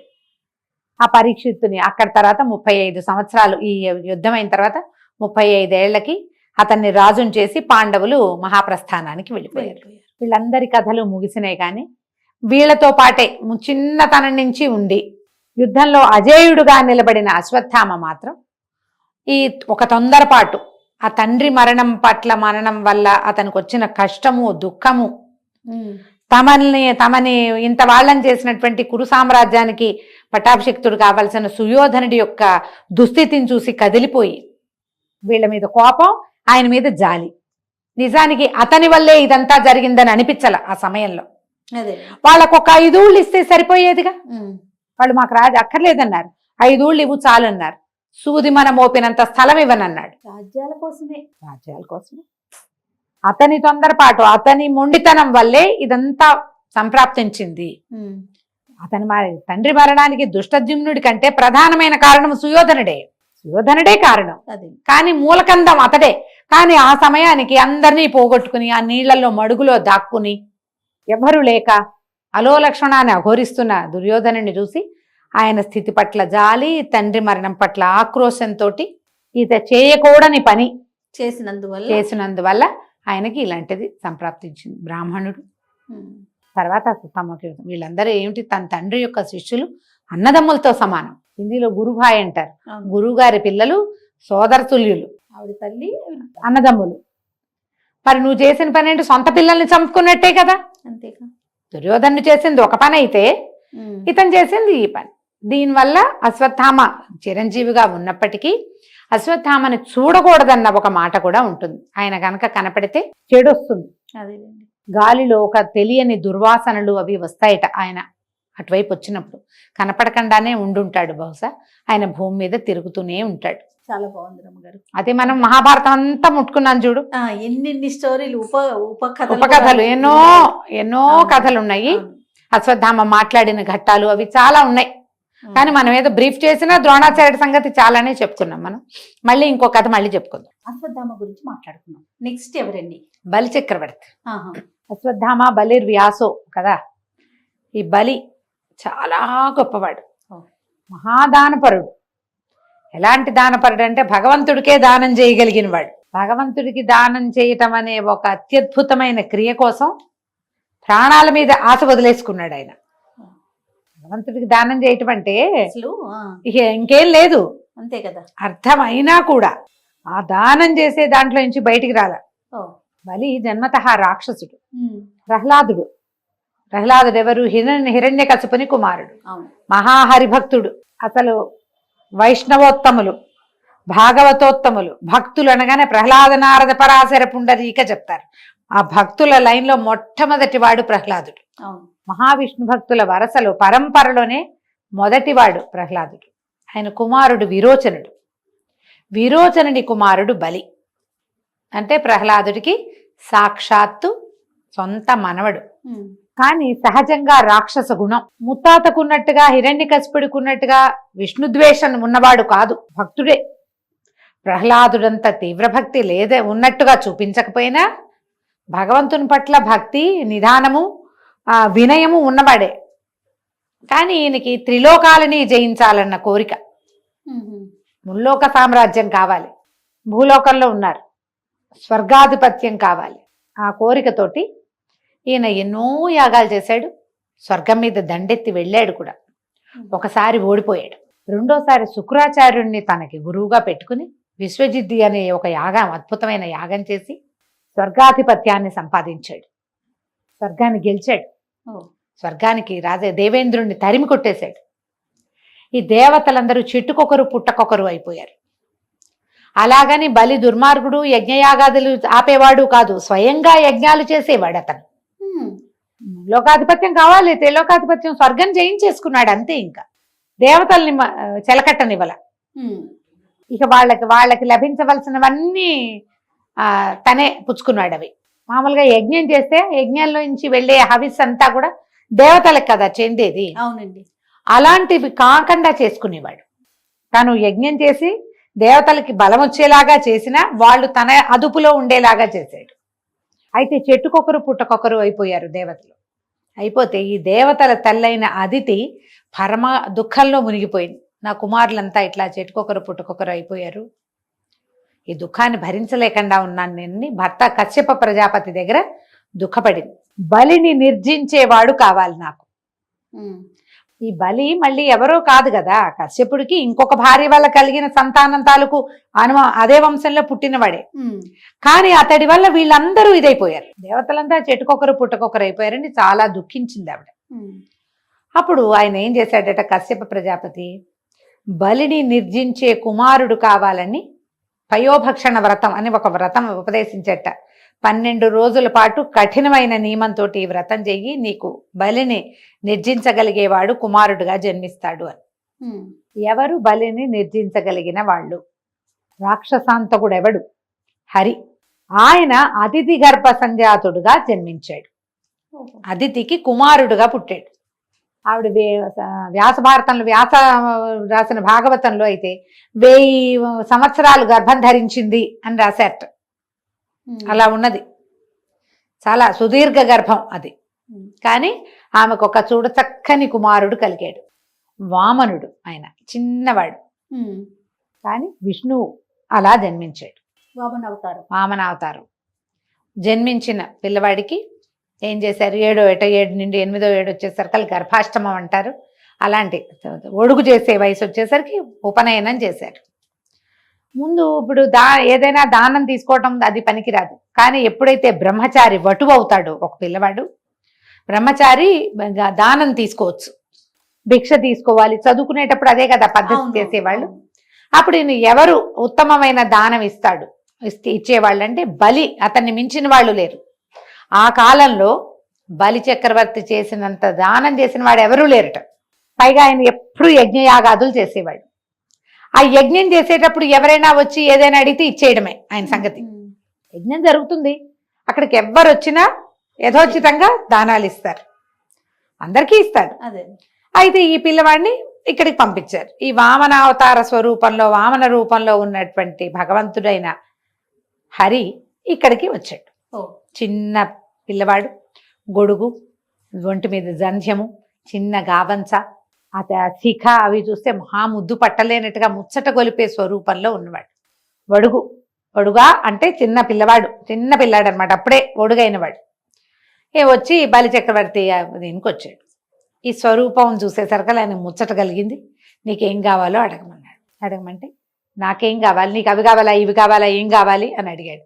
అవేమి వద్దు, జపం చేసుకోవడానికి కూర్చుని అనుష్ఠానం చేసుకోవడానికి 3 అడుగుల నేల ఇవ్వమన్నాడు. అయితే శుక్రాచార్యుడు ఈయనకి యజ్ఞం చేయటానికి సహాయంగా ఉన్నాడు. ఈ శుక్రాచార్యుడు ఎప్పుడైతే ఈ బాల స్వరూపము నడిచి వస్తుంటే ఆయనకి ఆ బాలుడి వెనకాల ఒక పెద్ద రూపం తెలుస్తోంది. ఆయన ఈ బాలుడిలో లోపల ఉన్నటువంటి విష్ణువుని ఆయన పసిగట్టేశాడు. పసిగట్టి ఈయనకి చెప్పాడు, దానం చెయ్యొద్దు నువ్వు, ఎందుకంటే ఇతను అతిథికి బాలుడు కాదు, అదితి గర్భసంజాతుడు చెప్పాడు ఆయన. విష్ణువే ఇట్లా జన్మించాడు, నిన్ను నేలమట్టం చేయటానికి వచ్చాడు, ఇతనికి దానం ఇవ్వద్దు అని చెప్పాడు. చెప్తే బలిచక్రవర్తి ఒప్పుకోలే. మాట ఇచ్చానన్నా. ఇప్పుడు నేను యజ్ఞం చేస్తున్నా, ఈ సమయంలో ఎవ్వరు వచ్చినా నేను దానం చేయవలసిందే. పైగా వచ్చినవాడు హరే అయితే, విష్ణువే అయితే, విష్ణువంతటి వాడి చెయ్యి కింద నా చెయ్యి పైన అవుతుంది. ఇంతకు మించింది ఏదైనా ఉందా? ఆ చెయ్యి ఎలాంటిది? లక్ష్మీదేవిని, ఆమెను ఆపాదముస్తమస్తకము ముట్టుకోగలిగిన చెయ్యి అది. ఆయన చెయ్యి విష్ణుమూర్తి అంటే ఏమిటి? లక్ష్మికి భర్త, సామాన్యుడు కాదు కదా, ప్రపంచ నిర్మాణ శక్తి, ప్రపంచాన్ని నడిపేవాడు. అది పక్కకు పెడితే ఏ సంపద కోసం, ఏ ఐశ్వర్యం కోసం, ఏ అభ్యున్నతి కోసం ప్రాణులు తహతహలాడుతాయో ఆ అభ్యున్నతికి స్వరూపమైన లక్ష్మీదేవిని ఆమెను తల ముట్టుకోగలడు, ఆమె శరీరాన్ని ముట్టుకోగలడు, ఆమెని ధరించగలిగిన వాడు, సర్వహక్కులు ఉన్నవాడు, ఆమెని హృదయంలో భరించగలిగిన వాడు. అలాంటి చేయి కింద నా చెయ్యి మీదవటం కంటే ఇంకేమైనా కావాలా? నాకు ఏం అక్కర్లేదు. శరీరం ఇప్పుడు నేను జన్మించాను, ఎప్పుడైనా పోతా, రేపొద్దున ఏనాడైనా ఇది మరణం తథ్యం. నాకు ఇప్పుడే కాకపోవచ్చు, ఇప్పుడైనా పోయేదానికి. ఇప్పుడు పోతే ఏమైంది? దానం చేశాక పోయినా పర్వాలా, విష్ణువుకి దానం చేయటం కంటే నాకు ఇంకేం అక్కర్లేదు అన్నాడు. అంటే దానం చేస్తాను వింధ్యావళి ఆయన భార్య పేరు, నీళ్ళు పోయమన్నాడు. అది ఎట్లా? చేతిలో ధార, భార్య నీరు పోస్తే ఈ ధారని ఆ వడుగు చేతిలోకి వదలాలన్నమాట. ఈ శుక్రాచార్యుడు పట్టలేకపోయాడు ఆక్రోశం. ఆయన ఏం చేశాడు, ఈ పాత్ర ఉంది కదా, నీళ్లు వంచే జలపాత్ర, అదేమిటి, ఒక పక్కన ఇట్లా హ్యాండిల్ ఉండి రెండో పక్కన ఇట్లా కొమ్ము ఉంటుంది. ఈ పక్కన లేవదీస్తే రెండో పక్క నుంచి నీరు బయటకు వస్తుంది. అందులోకి అడ్డం వెళ్ళిపోయాడు. వదలనివల నీళ్లు పట్టల్లా. అయితే ఈ పిల్లవాడు బ్రహ్మచారి ఉన్నాడు కదా, మన వాడు వామనుడు, ఆయన అన్నాడు ఏదో అడ్డం పడిందని దర్భని తీసి ఇట్లా పొడిచాడు ఆ కంతలోకి. ఏదో అడ్డం పడింది, ఏం చేస్తాం, ఏదైనా పుల్ల పెట్టి పొడమమా? దర్భ పొడిచేసరికి శుక్రాచార్యుడి కన్నుకి గుచ్చుకుంది. ఆయన ఉన్నాడు కదా లోపల, కండి నదువుకుంటూ బయటకు వచ్చేసాడు. ఇంకేం చేయలేకపోయాడు. జలం పడింది, ఈయన చేతుల్లో నుంచి వటువు చేతిలోకి వెళ్ళిపోయింది. 3 అడుగుల నేల. తీసుకోనీకి ఎక్కడ కావాలంటే అక్కడ ఆ నేలని అనగానే ఈయన ఏం చేశాడు, ఇంకా పెరగటం మొదలుపెట్టాడు. ఇంతున్నవాడు పెరిగి పెరిగి పెరిగి పెరిగి ఇంతయి వటుడింతయి అని చెప్తారు పద్యం. పోతన గారి పద్యం సూపర్, అసలు మామూలు పద్యం కాదు అది.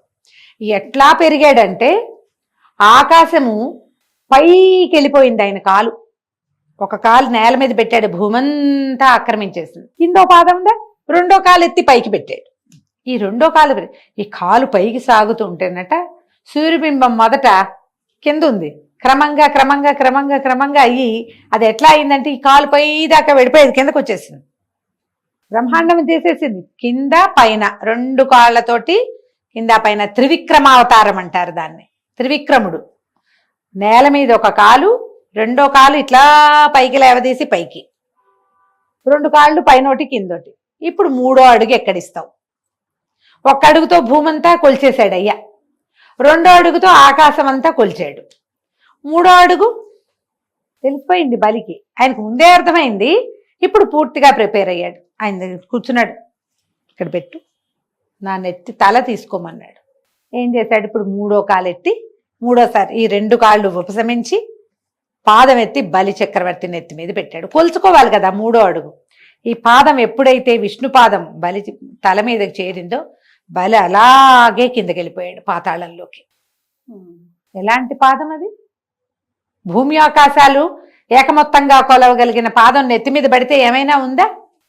భూమి పాతాళంలోకి వెళ్ళిపోయాడు, తొక్కేశాడు కిందకి. అంతే, ఇక లేడు బలి. వింధ్యావళి పరమ దుఃఖంతో బాధపడింది. ప్రహ్లాదుడు పరిగెత్తుకొచ్చాడు. అయితే ఈయన ఏమన్నాడు, పాతాళంలో ఉన్నాడు బలి, నువ్వు అతనితోటి ఉండొచ్చని వింధ్యావళిని పంపించాడు. భార్యని. ప్రహ్లాదుడికి వరం ఇచ్చాడు, దేవేంద్రుడికి అతని రాజ్యం అతనికి ఇచ్చేసేయండి, ఈయన సంహరించను నేను. బలికి సంహారం కాదు, కేవలము కిందకి మాత్రమే చేశాం. పాతాళానికి రాజుగా ఉంటాడు బలి. ఇక భూమిదే, ఇక్కడ ఎవరు ప్రభు ఉంటే వాళ్ళది, తర్వాత వంశం వాళ్ళు రాజ్యం చేసుకోవచ్చు. ఈ స్వర్గాధిపతి అయిన దేవేంద్రుడికి వెళ్ళిపోతుంది, చిరంజీవిగా ఉంటాడు. అంతేనా? బలి ఎప్పటికీ జీవించే ఉంటాడు. ఇక త్రిలోకాధిపత్యం లేదు, పాతాళానికి మాత్రమే అధిపతి. సంవత్సరానికి 2 సార్లు భూమి మీదకి అతను రావచ్చు, భూలోక సంచారానికి 2 సార్లు వస్తాడు. బలిపాడ్యమి నాడు వస్తాడట ఒకటి. రెండోది ఎప్పుడు వస్తాడు? సంక్రమణం మర్నాడు, ఉత్తరాయణం వచ్చిన మరుసటి రోజున బలి భూలోక విహారానికి రావచ్చు. ఒక్కసారే వస్తాడని కొన్ని కథల్లో చెప్తారు, అది కూడా ఉత్తరాయణం మర్నాడు, కనుమనాడు. మనం అందుకే కదా రథం ముగ్గులేసుకుంటాము. అవునండి. ఒక ఇంటి రథాన్ని 2వ ఇంటికి కలుపుతాము, ఆ రోజుని మినువులు వండుతారు, చాలా చేస్తాం మనం కనుమనాడు. బలి చక్రవర్తికి ఆహ్వానం పలుకుతాం, బలి వస్తాడని. పాడ్యమి నాడు కూడా కొన్ని చోట్ల కొన్ని ప్రాంతాల్లో బలి చక్రవర్తికి ఆహ్వానం పలుకుతారు. ఆ పాడ్యమి నాడే త్రివిక్రమావతారం జరిగిందన్న మాట కూడా కొన్ని చోట్ల కనపడుతుంది. ఇట్లా భగవంతుడికే దానం ఇచ్చినటువంటి బలి చిరంజీవిత్వాన్ని పొందాడు. కానీ ఎంత బాగుంది రమ్మగారు, సప్త చిరంజీవులు నిజంగా ఏ కథ వినలేదే అని అనిపిస్తా ఉంది నాకు మాత్రం. ఏ కథ ఎవరి గొప్పతనం వాళ్ళదే. అయితే ఈ బలి చక్రవర్తి కథని చెప్పినా విన్నా, భగవంతుడి పట్ల ద్వేషంతో ప్రవర్తించిన పాపం పోతుంది. అప్పుడప్పుడు దేవుడు లేడు అంటాం మనం, దేవుడు ఉంటే ఇలా జరుగుతుందా, ఏం దేవుడు, పాపిష్టి దేవుడు, ఇలా మాట్లాడతాం మనం. దేవుడి పట్ల ఒక్క అపచార వాక్యం పలికిన అది పాపం కింద పరిణమిస్తుంది. జయ, ఆ పాపం కాస్త పోతుంది. అద్భుతం. బలికథ వింటే గనక అది పోతుంది. తర్వాత ఆయన కుమారులు వీళ్ళు అంతా రాజ్యం చేశారు. కానీ ఈ వామనావతారంలో ఉన్నటువంటి భగవంతుడు ఇతన్ని తొక్కేశాక ఆయన తపస్సుకు వెళ్ళిపోయాడని తర్వాత అవతారం చాలించేసినట్టుగా చెప్తారు. వామనావతారం కేవలం బలి నిగ్రహణానికి మాత్రమే, అంతే. ఇతన్ని లొంగదీయటానికి ఇంకో దారి లేదు. అదే, ఇతన్ని ఆ రకంగా చేయగలిగిన వాడు ఎవరూ లేరు, అక్కడ లేరు ఇంకెవరు. ఈయన వల్ల కుదిరింది కదా. ఈ భాగవతంలో పోతన గారు రాసిన తెలుగు పద్యాలు ప్రతి పద్యము మహాద్భుతంగా ఉంటాయి. కుదిరితే ఈ వామన చరిత్ర మా భాగవతంలోది చక్కగా ప్రత్యేకంగా చదువుకోవచ్చు. దానివల్ల కూడా మనకి ఎక్కడి నుంచి వస్తున్నాయో సమస్యలు అర్థం కాని కొన్ని పరిస్థితులు ఉంటాయి, ఏమిటో వచ్చేస్తుంటాయి ప్రాబ్లమ్స్, ఆ సమస్యలు తీరుతాయి వామన చరిత్ర చదివితే. అవకాశం ఉన్న వాళ్ళు అది కూడా చదువుకోవచ్చు. ఈరోజు ఏ చిరంజీవి గురించి చెప్తున్నారండి? అశ్వత్థామ, బలి చెప్పేశాం. అవును. వ్యాసుల వారి గురించి చెప్పుకున్నాం. భారత జాతి అసలు తెల్లవారు లేచి భూదేవికి దండం పెట్టాక ఎవరికి మొట్టమొదట దండం పెట్టాలంటే ప్రతి భారతీయుడు నమస్కరించవలసింది వేదవ్యాసుడికే. అంతటి చరిత్ర, అంతటి మహానుభావుడు, మామూలు వాడు కాదు ఆయన. వ్యాసుడే లేకపోతే మనకి భారతం లేదు, భాగవతం లేదు, కృష్ణుడు లేడు, అష్టాదశ పురాణాలు లేవు, వేదాలకి 4 చతుర్విధాలు లేవు, మన విధి విధానమే లేదు కదండి. వేదం లేదు భారతదేశానికి. అమ్మో, కేవలం వ్యాసుడి వల్లే మనకు అందింది అది. ఆయనే అష్టాదశ పురాణాలు రాశాడు. భగవంతుణ్ణి సులువుగా పొందటం ఎలా అనేది కలియుగపు మానవులకి తెలియచేసిన, తెలివిడి కలిగించిన మహానుభావుడు వేదవ్యాసుడు. ఆయన గురించి తెలుసుకోవాల్సిందే. వేదవ్యాసుల వారి జననమే చాలా విచిత్రమైన గాథగా ఉంటుంది. పూర్వం అంట వసువు అని ఒక రాజు ఉండేవాడు. ఈయన చాలా పరాక్రమవంతుడు. ఇంద్రుడికి సహాయం చేస్తే ఆ ఇంద్రుడు ఒక విమానం ఇచ్చేట ఆయనకి, వసువుకి ఇస్తే ఆ విమానంలో తిరిగేవాడు. ఉపరిచర వసువు అనేవారు ఆయన్ని, పైన తిరగలిగేవాడు. అయితే ఆ టైంలో ఆయన రాజ్యం చేస్తున్న కాలంలో శుక్తిమతి అని ఒక నది కోలాహలుడనే ఒక పర్వతాన్ని చుట్టి ప్రవహించేదట. ఈ నదీ పర్వత సంగమం వల్ల ఆ శుక్తిమతి అనే నదికి 2 సంతానం కలిగారు. గిరిక, వసుపదుడు అలాంటి పేరు చెప్తారు. ఈ గిరికని, ఈ పిల్లలిద్దరిని ఆవిడ ఆ ప్రాంతానికి ప్రభు అయిన, భూమికి ప్రభు అయిన వసువుకి అప్పచెప్పింది. ఆ గిరికని వివాహం చేసుకున్నాడు వసువు. అయితే ఒకనాడు ఆయన ఏం చేశాడట, ఎక్కడికో అడవికి వెళ్ళాడు. అద్భుతంగా ఉందట ఆ వాతావరణం. అప్పుడు ఆయనకి భార్యను తలుచుకున్నాడు. భార్యా వ్యామోహంతో ఆయనకి వీర్యం పతనం అయిపోయిందట. ఆయన ఏం చేశాడట, ఒక ఆకు దొప్పలో వీర్యాన్ని పట్టి ఒక డేగకిచ్చేట, నా భార్యకి అందజెయ్యి అని. ఆమె సంతానార్థిగా ఉంది, ఈ వీర్యాన్ని అందించమన్నట్టు. ఆ డేగ పట్టుకెళ్తూ ఉంటే, చిత్రమైన కథ చూడు ఎంత వింతగా ఉంది. ఆ పట్టుకెళ్తుంటే, అది తీసుకెళ్తూ ఉంటే ఇంకొక డేగ అదేదో ఆహార పదార్థం అనుకుని దీని మీదకి వచ్చిందట. అది పడిపోయింది కిందకి. అది పడిపోతే అక్కడ ఒక నదిలో అద్రిక అనేటువంటి ఒక అప్సరస చేప రూపంలో తిరుగుతోంది. ఆ పైనుంచి పడిన దాన్ని చేప మింగేసిందట. తర్వాత జాలర్లకి అద్రిక దొరికింది. ఆ చేప జాలర్లు పొట్ట కోస్తే అందులో ఒక 2 సంతానం కనపడ్డారు, ఒక ఆడపిల్ల ఒక మగపిల్లవాడు. అప్సరస ఈ పొట్ట కోయగానే అప్సరస శాప విముక్తి అయి వెళ్ళిపోయింది. కానీ వసురాజు వల్ల, ఈయన వసువు వల్ల కలిగినటువంటి ఈ 2 సంతానం ఉన్నాయి. ఈ చేపలలో కడుపులో పుట్టినటువంటి ఈ పిల్లలిద్దరిని ఈ మత్స్యకారులు ఏం చేశారట, వాళ్ళ ప్రాంతానికి రాజు, మత్స్య దేశానికి రాజు అయినటువంటి దాశరాజుకి అప్పచెప్పారు. ఆయన ఆ కుమారుణ్ణి కుమార్తెని ఆయన పెంచుకున్నాడు, ఆ పిల్లల్ని పిల్లవాడిని. కుమారుడు మత్స్య దేశానికి రాజు అయ్యాడు. ఆ కుమార్తె మత్స్యగంధి పేరుతోటి ఈయన దగ్గర దాశరాజు దగ్గర పెరిగేది. ఈ అమ్మాయి ఏం చేసేది, గంగా నది దాటిచ్చేది వచ్చిన వాళ్ళందరికీ. ఆమె నుంచి ఒక చేపల వాసన వచ్చేదట, మత్స్యగంధి. చేప పొట్టలో కదా పుట్టింది, చేపల వాసన వచ్చేది. అయితే ఒకనాడు ఏమైందట, పరాశరుడు అనే మహర్షి గంగానది దాటడానికి ఈ అమ్మాయి పడవెక్కాడు. ఈవిడ మహాద్భుత సౌందర్యవతి, భూమండలానికి చక్రవర్తిగా, ఆ ప్రాంతానికి చక్రవర్తిగా ఉన్న రాజు వలన ఒక అప్సరస కడుపులో జన్మించింది. ఈమె చాలా సౌందర్యవతి. ఈ పరాశరుడు ఆమెను కోరాడు. ఆమె ఏమందంటే, మీరు మహర్షి, నేనేమో కన్యని, నా తండ్రికి ఏం సమాధానం చెప్తాను అంటే, ఆయన ఏమన్నాడు, నీ కన్యాత్వం భంగం కాకుండా నీ పొందుని నేను తీసుకోగలనని చెప్పాడు. ఇదంతా ఇంత పట్టపగలు అందరూ కనపడుతూ ఉంటారు. పడవలో నువ్వెట్లా నన్ను పొందుతావంటే, ఏం కాదు ఇదంతా అని చుట్టూత ఒక చీకటిని సృష్టించాడట ఆయన. ఆ పడవ ఎవరికీ కనపడకుండా చీకటి దాంట్లో, కృష్ణద్వీపం అంటారు, ఒక నల్లటి చుట్టూత ఒక ద్వీపం లాంటిది ఏర్పడిందట. ఈ పరాశరుడు ఎవరు, వశిష్ఠ మహర్షి కుమారుడైనటువంటి శక్తి యొక్క కుమారుడు పరాశరుడు. ఈ పరాశరుడు చాలా గొప్ప మహర్షి, ఎవరు అలాంటిది కలగచ్చు. కానీ ఇక తను ఎవరిని కోరాడో ఆమె కన్యాత్వం భంగం కాకుండా ఆమెని నేను పొందగలనని చెప్పాడు. అయితే ఆ అమ్మాయి ఏమంది, ఇంకా భయపడింది ఆవిడ. ఆ పిల్ల చిన్నపిల్ల, ఈయనేమో చాలా పెద్ద సీనియర్ ఋషి.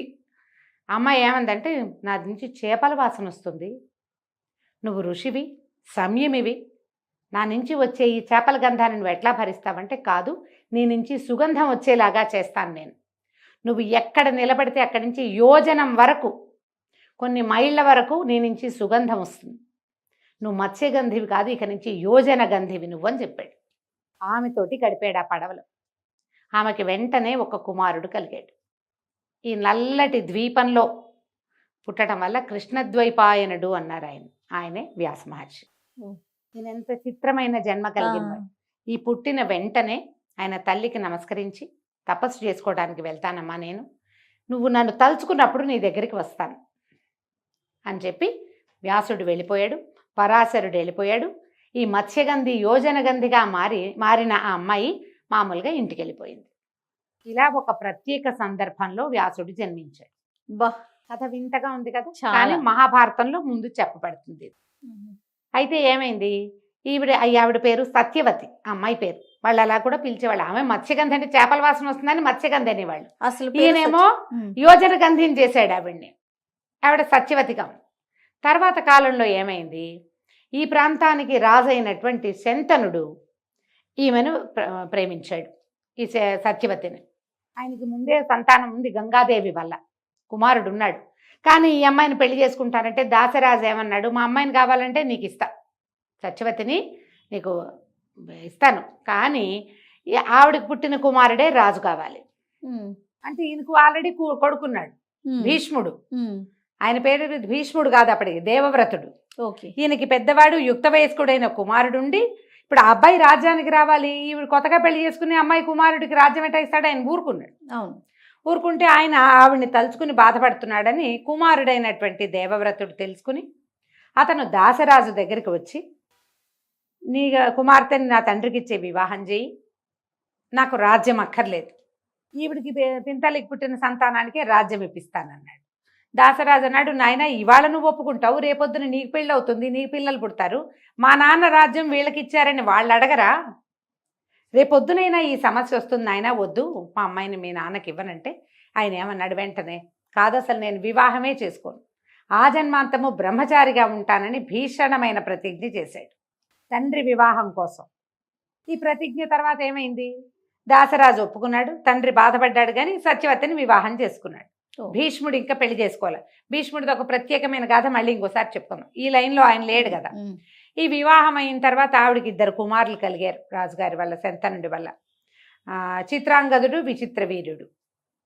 వీళ్ళు కొంచెం సామాన్యమైన వాళ్ళు, వాళ్ళని భీష్ముడే రక్షించేవాడు. ఒకడు మరణించాడు, 2వ వాడికి వివాహం చేయాలని సంకల్పించారు. ఈయన ఏం చేశాడు, రాజు గారు తమ పిల్లలకి కూతుర్లకి స్వయంవరం ప్రకటిస్తే వెళ్ళి ఆ 3 అమ్మాయిల్ని మా తమ్ముడికి ఇచ్చి పెళ్లి చేస్తానని 3 తీసుకొచ్చాడు. అంబ, అంబిక, అంబాలిక అని 3 అమ్మాయిలు, 3 తీసుకొచ్చారు. తీసుకొస్తే అందులో అంబ ఏమంది, నేను సాల్వుడిని ప్రేమించాను, అతను ఎలాగో వచ్చాడు, అతనికి దండేద్దాం అనుకున్నాను, నువ్వు నన్ను తీసుకొచ్చేసావు, నాకు మీ అబ్బాయి మీ తమ్ముడితో పెళ్లి ఇష్టం లేదని. భీష్ముడు అన్నాడు, నీ దారి నువ్వు వెళ్ళమ్మా అని పంపేశాడు. అంబిక, అంబాలికల్ని ఈయనకి ఇచ్చి పెళ్లి చేశారు విచిత్ర వీరుడి తమ్ముడికి. ఈ వెళ్ళిన అంబ రకరకాల సమస్యలు ఎదుర్కొంది, ఆవిడ దారి ఆవిడది. ఇక్కడ వివాహం అయిందా, కొంతకాలానికి అనారోగ్యంతో విచిత్ర వీరుడు మరణించాడు. కోడళ్ళిద్దరూ ఉండిపోయారు, కుమారుడు మరణించాడు. ఇప్పుడు ఈ రాజ్యానికి, కురు సామ్రాజ్యానికి ఎవరు? శంతన్ మహారాజు పాలించినటువంటి కురు సామ్రాజ్యం హస్తినాపురమే. దీనికి రాజు ఎవరు? ఆ కోడళ్ళు ఉన్నారు కానీ పిల్లలు లేరు.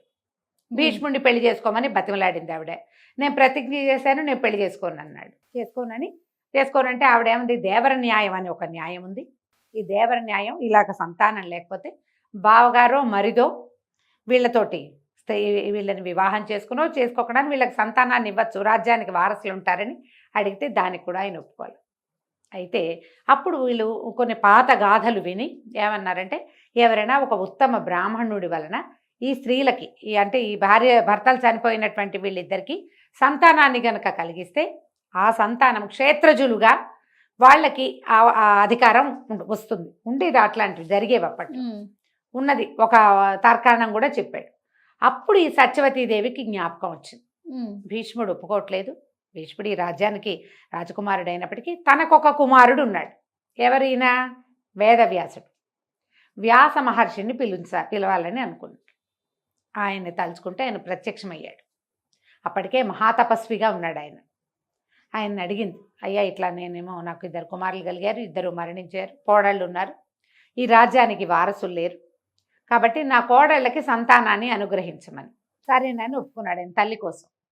ఒప్పుకుంటే అంబికకి అంబాలికకి చేరుకో సంతానము కలిగింది. ధృతరాష్ట్రుడు, పాండురాజు. ఈ వచ్చిన మహర్షిని చూసి భయపడ్డందుకు, కళ్ళు మూసుకున్నందుకేమో అంబికకి ధృతరాష్ట్రుడు పుట్టుగుడ్డివాడిగా జన్మించాడు. ఆయన చూసి భయంతో పాలిపోయినందుకు అంబాలికకేమో పాండురాజు పాండురోగంతో పాలిపోయిన వంటి శరీరం కలిగిన వాడు జన్మించాడు. 2 మహాబలవంతులే. ఋషి వలన అద్భుతమైన సంతానమే కలిగింది. మళ్ళీ ఈ పిల్లవాడు కళ్ళు లేగని పిల్లవాడుగా ఉన్నాడు కాబట్టి మళ్ళా పెద్ద కోడల్ని పంపించింది ఆవిడ. పంపిస్తే ఆవిడేం చేసింది, ఈసారి ఆ మహర్షి దగ్గరికి వెళ్ళటం ఇష్టం లేక తన దాసిని అలంకరించి పంపించింది. దాసి పరమభక్తితో వ్యాసుడిని సేవించింది. ఆవిడకి విదురుడు పుట్టాడు. వీళ్ళ 3 ఈ కురు సామ్రాజ్యానికి, ఒకడు రాజు, 2వ వాడు రక్షకుడు, 3వ వాడు మంత్రి. ధృతరాష్ట్రుడు పుట్టుగుడ్డివాడు కాబట్టి కన్ను లేని వాళ్ళకి మరి దివ్యచక్షువుగా ఉన్నాడు కదా, రాజ్యం ఇవ్వడానికి వీల్లేదు. అందుకని రాజుని చేశారు. ధృతరాష్ట్రుడు రాజుగారు అన్నయ్యగా ఉన్నాడు తొలుత. విదురుడు. వీళ్ళ 3 చక్కగా చదువుకున్నారు, విద్యలు నేర్చుకున్నారు, శస్త్ర విద్యలు వచ్చినాయి పుష్కలంగా. ఈ కథ ఇట్లా నడిచింది. వీళ్ళకి సంతానాన్ని అనుగ్రహించినటువంటి వేదవ్యాసుడిని ఎప్పుడూ వాళ్ళు తండ్రిగా గౌరవించటం కానీ, వీళ్ళు తన కుమారులని క్లెయిమ్ చేయటం కానీ జరగల. వీళ్ళకి ఏమంటారు, వెల్విషర్గా మాత్రమే ఉన్నాడు. కురు సామ్రాజ్యానికి శ్రేయోభిలాషిగా ఉన్నాడు ఆయన. తన పని అయిపోయింది, తల్లి అడిగింది చేశాడు, అంతే. ఆ స్త్రీల పట్ల కానీ, ఆ కుమారుల పట్ల కానీ ఆయన ఏ రకమైన సొంతధనాన్ని ఆయన ప్రదర్శించలేదు. ఇది ఇలాగా. ఇవి కాకుండా ఆయనకు సుఖమహర్షి కుమారుడుగా జన్మించాడు. శుకుడు కూడా ఆయన పరమాద్భుతమైన మంత్రవేత్తగాను, తర్వాత మహర్షిగాను, ఋషిగాను ఉన్నాడు. ఈ కథలు ఇట్లా నడుస్తున్నాయి. ఈయన ఏం చేశారు, దీన్ని వేదం ఏకీభూతంగా ఉండేది, దాన్ని 4 భాగాలుగా విడదీసి మానవులకి అందించాడు. కానీ వేదం అపౌరుషమైన వేదాన్ని మానవుల్ని చేసింది కాదు, అది భగవంతుడి సృష్టి వేదం. అవును. అందులోని విషయాల్ని మానవులు సులువుగా అర్థం చేసుకోవటానికి వీలుగా పంచమ వేదం అని చెప్పబడేటువంటి మహాభారతాన్ని కూడా రాశాడు ఆయన. ఈ మహాభారత గాథ అంతా ఆయన కంటి ముందే జరిగింది. ఆయన వల్లే వీళ్ళు కలిగారా, తర్వాత వీళ్ళంతా పెద్దవాళ్ళు అయ్యారు, వాళ్ళకి పిల్లలు కలిగారు, వాళ్ళు వీళ్ళు కొట్టుకున్నారు, చివరికి కురుక్షేత్ర సంగ్రామం అయింది. ప్రతి అడుగడుగున వేదవ్యాసుడు ఈయన వస్తూనే ఉన్నాడు ఇక్కడికి, వీళ్ళ దగ్గరికి. అవును. వీళ్ళు వెళ్తున్నారు, ఆయన వస్తున్నాడు. ఒక్కొక్కళ్ళకి ఒక్కొక్క రకమైన బోధ చేశాడు ఆయన. పాండవుల్ని బోధించాడు, ధృతరాష్ట్రుడికి బోధ జరిగింది. అన్ని సందర్భాల్లోనూ వేదవ్యాసుడి ప్రెజెన్స్ ఉంది మహాభారతంలో. మహాభారతం అంతా అయిపోయాక ఆయన ఆలోచిస్తూ అదంతా పునరావృత్తి చేసి దీన్ని ఒక లైన్గా రాసి అప్పచెప్దాం ప్రజలకి అని భావించి తను చెప్పేదాన్ని రాయటం కోసం గణపతిని ప్రార్థించాడు, విఘ్నేశ్వరుణ్ణి. మహాభారతం గంట మాక్కండా రాయాలి నేను చెప్తానంటే వినాయకుడు ఏమన్నాడంటే, ఆపితే ఆగిపోతా, ఇక నేను రాయను, ఆపకూడదు, నువ్వు అట్లా చెప్తూ ఉంటే నేను రాసేస్తా అనేసరికి ఇప్పుడు ఈయన ఆలోచించాడు. ఎక్కడైనా తను ఆలోచించుకోవటానికి కానీ తను కొంచెం ప్లాన్ చేసుకోవటానికి కానీ ఆగకుండా ఎటా కుదురుతుంది, ఫ్లో ఆగితే రాయని అంటున్నాడు గణపతి. అందుకని ఆయన ఏం చేశాడు, వేదవ్యాసుడి వ్యాస మహర్షి ఈ మహాభారతాన్ని చెప్పడం మొదలుపెట్టారు. చెప్పటం ప్రతి 10 శ్లోకాలకి ఒకసారి ఒక పెద్ద శ్లోకం చెప్పటం. ఈయనకి ఏమిటంటే గణపతికి తనకు అర్థం కాకపోతేనే స్లో అవుతాడు, ఆయనకి అన్నీ అర్థమైపోతాయి. ఆయన ఇదేమిటి అని ఆలోచించే సమయంలో ఈయన ఇంకోటి ఆలోచించుకునేవాడు. అందుకని 10 శ్లోకాలకు ఒక్కొక్క పెద్ద శ్లోకం చొప్పున, ఒక బలమైన శ్లోకం చొప్పున చెబుతూ మహాభారతాన్ని రాయించాడు. గ్రంథులు అంటారు వాటిని. ఒక చిన్న గ్రూపు అవగానే ఒక పెద్ద శ్లోకం ఒకటి ఆలోచించుకోవటం, తను ఆలోచించడానికి తను కొత్త ఎత్తుగడ ఆ కథను ఎక్కడి నుంచి మొదలు పెట్టాలి, ఎవరి నుంచి స్టార్ట్ చేయాలి, దీని తర్వాత ఆయన గుర్తు కూడా చేసుకోవాలి కదా.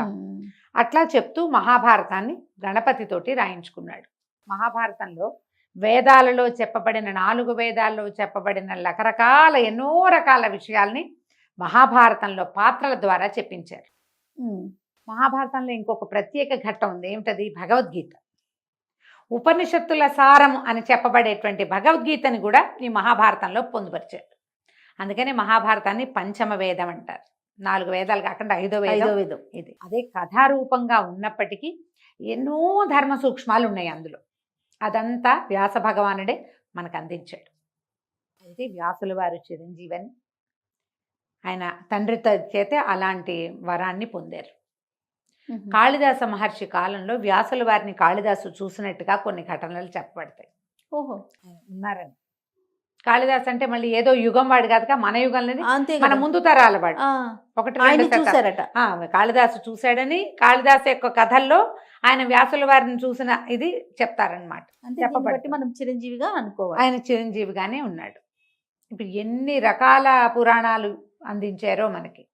ఏ పురాణానికి ఆ పురాణమే గొప్పది చేయాలి. అవును, ప్రతిదీ గొప్పదే. అవునండి, దేని ప్రత్యేకత దాందే. మహాద్భుతమైన పురాణాలుగా చెప్పబడేవన్నీ కూడా వ్యాసుల వారి ముఖంలో నుంచే వచ్చినాయి.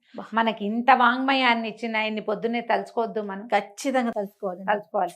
భారతీయులకి ప్రథమ గ్రంథం ఏమిటి, ఆది కావ్యం రామాయణం అయితే మనం ప్రతి మనిషి తెలుసుకోవాల్సింది భగవద్గీత. అవును, అది మనకి ఇక్కడి నుంచే వచ్చింది. మనం నిత్యము పారాయణ చేసుకునే విష్ణు సహస్రనామం మహాభారతంలోదే. అది కూడా ఈ భగవద్గీత కాలం యుద్ధక సమయంలో భీష్ముల వారు చెప్పిందే కదా.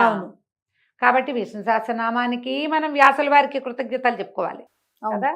అది మనకు దానికి మొదట సహస్రనామాలు చెప్తారు కదా, వ్యాసం వశిష్ఠ నప్తారం శక్తే పౌత్రమకల్మషం పరాశరాత్మజం వందే శుకతాతం తపోనిధిం. ఎంత బాగా చెప్పారు. వ్యాసం వశిష్ఠ నప్తారం, వ్యాసుల వారు వశిష్ఠుడికి మునిమనవుడు. శక్తేహ పౌత్రం, శక్తి యొక్క మనవడు. పరాశరాత్మజుడు, వాళ్ళ నలుగురిని చెప్పారు. వశిష్ఠుడు, శక్తి, పరాశరుడు, వ్యాసుడు. తర్వాత సుఖదాతం తపోనిధిం, మహాతపోనిధి అయినటువంటి వ్యాసుడు వాడు సుఖ మహర్షికి కూడా తండ్రిగా ఉన్నాడు. 5గురిని చెప్పారు. ఒక్క వరుస సంతానం అందరూ 5గురు అంటే ఒక వంశానికి చెందిన 5గురిని మనం ఒకేసారి తలుచుకోవాలి వాళ్ళని. వశిష్ఠుడు బ్రహ్మ మానస పుత్రుడు, బ్రహ్మ యొక్క ప్రథమ సంతానం వశిష్ఠ మహర్షి.